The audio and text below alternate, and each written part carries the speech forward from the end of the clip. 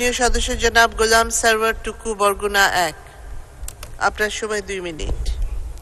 যে মাননীয় স্পিকার, আপনাকে ধন্যবাদ।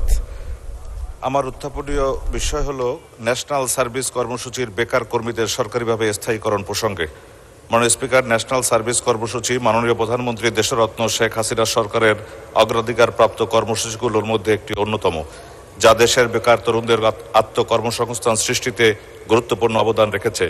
বর্তমান সরকার 2008 সালের নির্বাচনী ইশতেহারের অঙ্গীকার বাস্তবায়নের জন্য শিক্ষিত বেকার যুবকদের অস্থায়ী কর্মসংস্থান সৃষ্টির লক্ষ্যে 2009-10 অর্থ বছরে ন্যাশনাল সার্ভিস কর্মসূচি গ্রহণ করেছিলেন।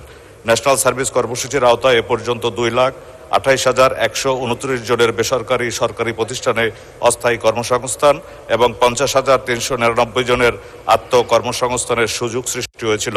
এই কর্মসূচির 8টি পর্বের কার্যক্রম এরই মধ্যে সমাপ্ত হয়েছে, কিন্তু মেয়াদ শেষ হওয়ার পর এসব প্রশিক্ষিত তরুণ যুবদের অধিকাংশই এখন বেকার।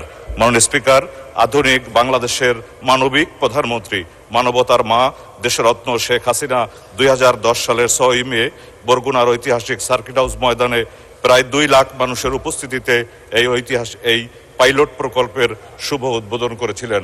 আমার স্পষ্ট মনে আছে, আমি সেই বিশাল জনসভাটি উপস্থাপনা করবার গৌরব অর্জন করেছিলাম। মাননীয় স্পিকার, ন্যাশনাল সার্ভিস কর্মসূচির চাকরিচ্যুত সেই সব বেকার তরুণদের সাথে আমার নির্বাচনী এলাকায় প্রতিনিয়ত দেখা হয়। তাদের অবর্ণনীয় দুঃখ কষ্ট আমি প্রতিনিয়ত অবলোকন করি। মাননীয় স্পিকার, সরকার ইতিমধ্যে ন্যাশনাল সার্ভিস কর্মসূচি একটি প্রকল্প আকারে বাস্তবায়নের সিদ্ধান্ত নিয়েছেন। সম্ভাব্যতা যাচাই করতে একটা পরামর্শক প্রতিষ্ঠান নিয়োগ দেওয়া হয়েছে।